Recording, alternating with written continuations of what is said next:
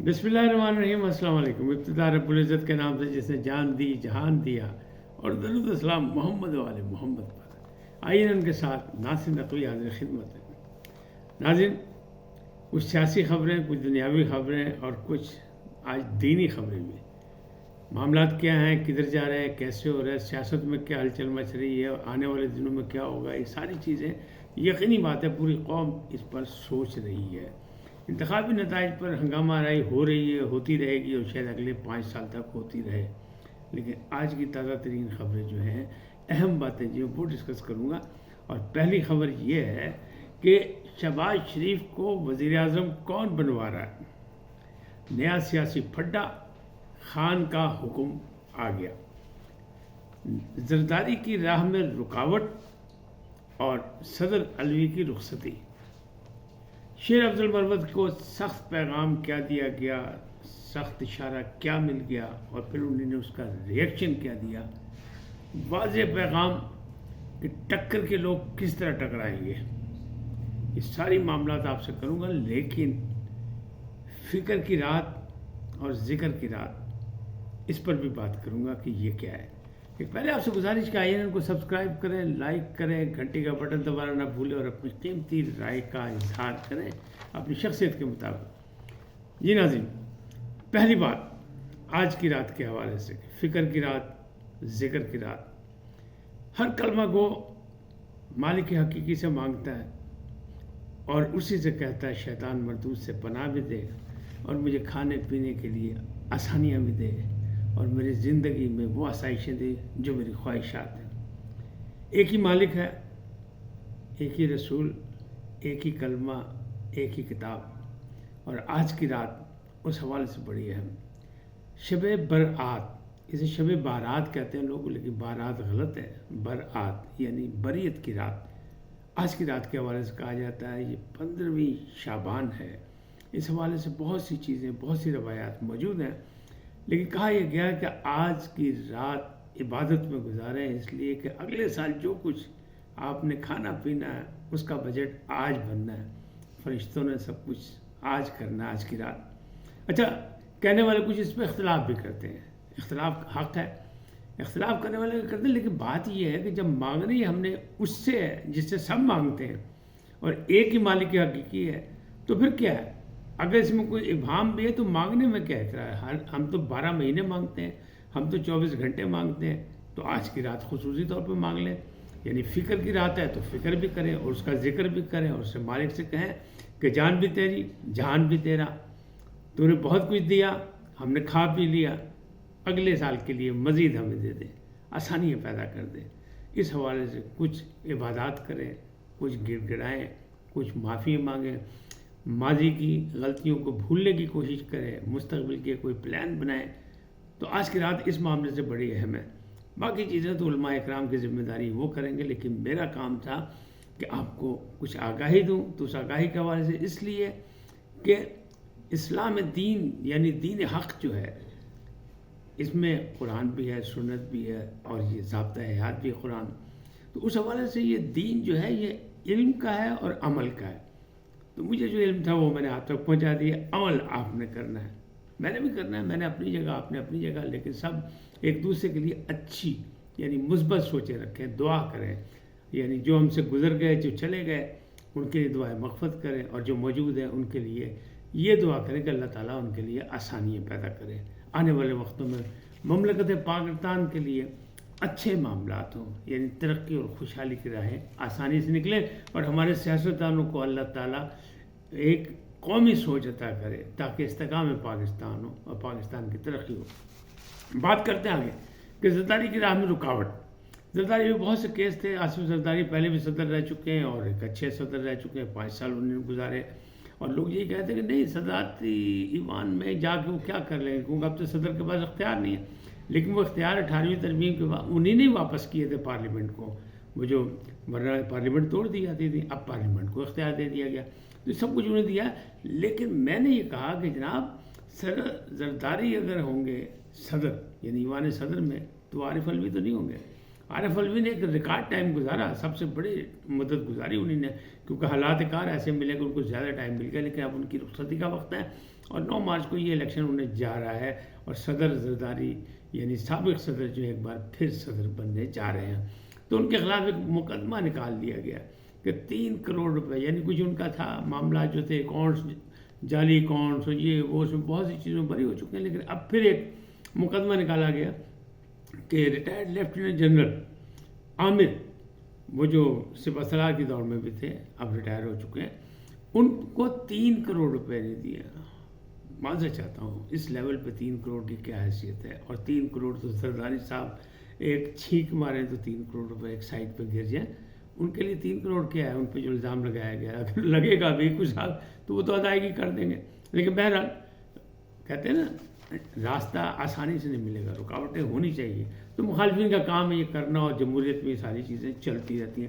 شیر افضل مروت بڑے اچھل کے کہتے ہیں، میں نے آپ کو بتایا کہ وہ سپریم کورٹ میں کیس کی بات کی، پھر میڈیا سے گفتگو کی، پھر انہوں نے کہا میں نے پھر ان کی تعیناتی کی بات کی، الیکشن کمیشن کی تعیناتی پہ اعتراض کیا، لوگوں پہ اعتراض کیا، لیکن وہ جمع کوئی نہیں کرایا، انہوں نے پٹیشن جمع نہیں کرائی، تو اور جو معاملات ہیں انہوں نے کہا جی تو آرڈر ہوا تھا، تو جناب پارٹی نے ان کو ایک وہ گوہر خان کے خلاف بیان دینے پہ کہ وہ نااہل تھے، انہوں نے وہ ذمہ داریاں نہیں کی جو انہیں 3 سال میں کرنی چاہیے تھی، وہ ریئیکشن نہیں دیا جو ان کو دینا چاہیے تھا، اس پر بھی ان کو شکایت نوٹس ہوا۔ نوٹس کس نے کیا؟ عمر ایوب نے۔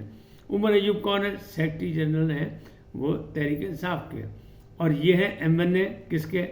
سنی اتحاد کونسل کے، تو تضاد تو یہی موجود ہے، کھلا تضاد موجود ہے، لیکن بہرحال یہ ایک سلسلہ چل رہا ہے۔ تو شیر افضل مروت نے جب سخت پیغام ملا شوکاز نوٹس کا، تو انہوں نے کہا شوکاز نوٹس کس نے مجھے، کوئی خلائی مخلوق نے دے دیا؟ کس نے دے دیا؟ میرا بھائی ہے چھوٹا، اور گوہر خان کے پاس وہ چلے گئے، ان سے انہوں نے گلے ملے، ان سے معذرت باقاعدہ تو نہیں کی، لیکن میڈیا میں صاف کہہ دیا کہ میرا بھائی ہے چھوٹا، کوئی مسئلہ نہیں، ہمارے گھر کے کوئی اختلافات تحریک انصاف میں نہیں ہیں، لیکن گیٹ پھر گوہر خان کی طرف آ گئی، وہی الیکشن لڑیں گے تحریک انصاف کا، کیونکہ علی ظفر صاحب نے اپنی قانونی ذمہ داریوں کے حوالے سے، وہ جو مصروفیات ہیں ان کی، اس کے حوالے سے انہوں نے معذرت کر لی۔ اب بات یہ ٹکر کے لوگ ٹکرائیں گے، کہتے ہیں خان کا حکم کیسے، اچھا ہے یا نہیں ہے، خان صاحب نے کچھ سیکھا نہیں سیکھا، لیکن بات اس سے یہی لگ رہی ہے، اس لیے کہ جس طرح خان نے نامزد کیا کس کو؟ علی امین گھنٹا پور کو، وہ بھی روپوش تھے، وہ بھی فرار تھے، وہ بھی اشتہاری، وہ بھی 9 مئی میں۔ پھر پنجاب میں کیا انہوں نے نامنیٹ وزیر اعلیٰ میاں اسلم اقبال، ہمارے بہت دوست ہیں، بہت سے، ان دونوں کی شخصیت بالکل مختلف ہے، لیکن 9 مئی میں وہ بھی پھنسے ہوئے ہیں، ان کا بھی نام ہے، وہ بھی روپوش ہے۔ اب ان کی جگہ چینج کر دیا، رانا آفتاب کا نام آ گیا، لیکن عمر ایوب خان کا نام کیا وزیر اعظم کے لیے، وہ بھی ان کا بھی نام ہے 9 مئی میں۔ تو اس کا مطلب یہ کہ ٹکر کے لوگ ابھی ٹکرائیں گے، اور شیر افضل مروت 1-2 جگہ کہہ چکے ہیں کہ جناب ہمارے حق ہمیں واپس نہ ملا تو ہم چین سے نہیں بیٹھنے دیں گے، اور ہم اپنا حق لیں گے، ہم جائیں گے مختلف جگہ۔ کہنے والے کہنا کہ ٹھیک ہے الیکشن کمیشن میں جائیں، الیکشن ٹریبیونل میں جائیں، وہاں جا کے لڑیں، احتجاج جو ہونا تھا، جو کراچی سندھ میں جو احتجاج ہوا وہ سب کے سامنے، اور پھر اس میں مار کٹائی ہوئی، بلاول بھٹو کہتے تھے میں وزیر اعظم بنا سب کو رہا کر دوں گا، لیکن ان کی حکومت بننے سے پہلے ہی سندھ میں وہاں گرفتاریاں شروع ہو گئی۔ تاہم اب سب نے حلف اٹھا لیا، آگے اپنے اسمبلی میں، اور پھر اسپیکر کا انتخاب بھی ہو گیا، پنجاب میں بھی ہو گیا، اب کے پی کے میں ہونے والا، اور بلوچستان میں ہونے والا، وہ بھی ہونے جائے گا، اور اپنے ٹائم کے ساتھ شیڈول کے مطابق ہوگا، اور 28 کو قومی اسمبلی کا اجلاس بھی ہوگا، تو پارلیمانی سال جو ہے وہ شروع ہو جائے گا، اور پھر صدر کا انتخاب ہوگا 9 کو، کیونکہ جب حلف اٹھاتے انتخاب ہو جاتا ہے تو اس کے 1 مہینے کے بعد صدر کا انتخاب ہونا تھا، کیونکہ وہ پہلے ہی ان کا ٹائم گزر چکا تھا، لہٰذا اب وہاں آصف زر۔ اب اصلی بات کرتے ہیں، اصلی بات وہ جو میں نے کہا کہ جی کہ شہباز شریف کو وزیر اعظم کون بنوا رہا ہے، تو میں نہیں کہہ رہا، بلاول بھٹو زرداری نے بانگ دوحل کہہ دیا کہ جناب ہم نہیں بنوا رہے، ہم تو سیاست کرنے کے تھے، ہم جمہوری انداز میں آگے بڑھنے کو تیار تھے، لیکن پی ٹی آئی نے ہاتھ نہیں ملایا اور موقع دے دیا شہباز شریف کو، واک اوور دے دیا کہ بھئی تم بن جاؤ، ہم تو بن نہیں سکتے تھے، ہمارے پاس نمبر پورے نہیں تھے۔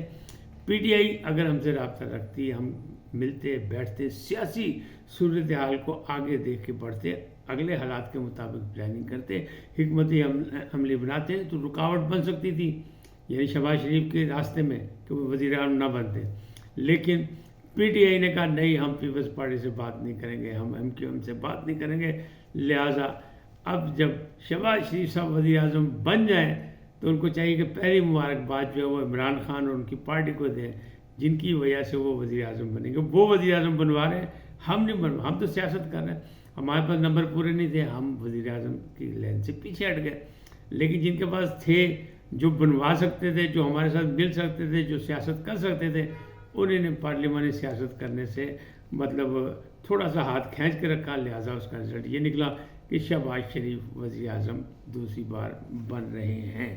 اب معاملات کیا ہیں؟ معاملات یہ چل رہے ہیں کہ یہ جو ٹکر کے لوگ کی بات بھی آ گئی، شیر افضل مروت بھی بار بار بول رہے ہیں اور کہہ رہے ہیں جی ہم کہیں بھی جو ہے نہیں۔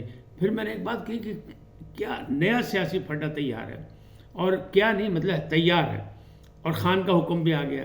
تو پتہ یہ چلا ہے اسلام آباد سے کہ خان نے حکم دیا ہے سلمان اکرم راجہ کو کہ جناب آپ ایک کیس بنائیں اور چلیں اس کے تحفظات جو ہمیں اس کی ذکر کریں۔ 2 کیس وہ بنا رہے ہیں اپنے حلقے کے حوالے سے، NA 128 کے نوٹیفیکیشن ہو گیا اور محمد چودھری کا، اور ایک کیس مشترکہ طور پہ الیکشن کے حوالے سے بنا رہے ہیں، اور انہوں نے کہا اس کو کیس کریں، اس کو فائل رکھیں، ہم نے آرام سے نہیں بیٹھنا۔ تو یہ ایک نیا سلسلہ جو عدالتی پٹا شروع ہونے والا ہے، اور یہ انہی دنوں میں 8-10 دن کے اندر شروع ہو جائے گا۔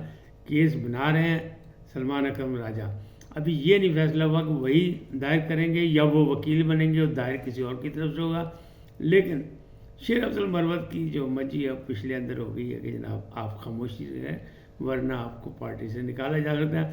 اچھا کس پارٹی سے نکالیں گے؟ اب تو وہ سنی اتحاد کونسل کے رکن ہے، تو کیا حامد رضا ان کو مطلب کوئی نیا نوٹس دیں گے شوکاز کا؟ کیونکہ تحریک انصاف کا نوٹس تو بڑھ گیا، اس لیے کہ وہ نہیں جا کے صلح بھی کر لی، سمجھوتا بھی ہو گیا۔ اب اگر کچھ ہوگا ان کے خلاف کارروائی، کیونکہ اب وہ رکن ہیں، قومی اسمبلی کے منتخب رکن ہیں سنی اتحاد کونسل کے، اور اس کے سربراہ ہیں صاحبزادہ حامد رضا، تو کیا وہ ان کو نکالیں گے؟ تو لگتا نہیں ایسا، لیکن بہرحال کچھ نہ کچھ انتشار موجود ہے ابھی، اور یہ جو ابہام ہے تحریک انصاف کا اور ادھر اپنا سنی اتحاد کونسل کے حوالے سے، پھر پارلیمنٹ میں کون کیا کردار ادا کرے گا وہ ابھی موجود ہے۔ آج اتنے، پھر ملیں گے نئے موضوع کے ساتھ۔ جاتے جاتے آپ سے درخواست، آئیے ان کو سبسکرائب کریں، لائک کریں، گھنٹی کا بٹن دبانا نہ بھولیں، اور آج کی رات کو ضائع نہ کریں، ان لمحات سے فائدہ اٹھائیں، فکر کریں، ذکر کریں، گڑ گڑائیں، اور اللہ سے اپنے لیے بھی مانگیں، اپنے عزیز و اقارب کے لیے بھی مانگیں، جو گزر گئے ان کے لیے بھی دعائیں مانگیں، ان کی مغفرت کی دعا کریں۔ اللہ آپ کو سلامت رکھے، اللہ نگہبان۔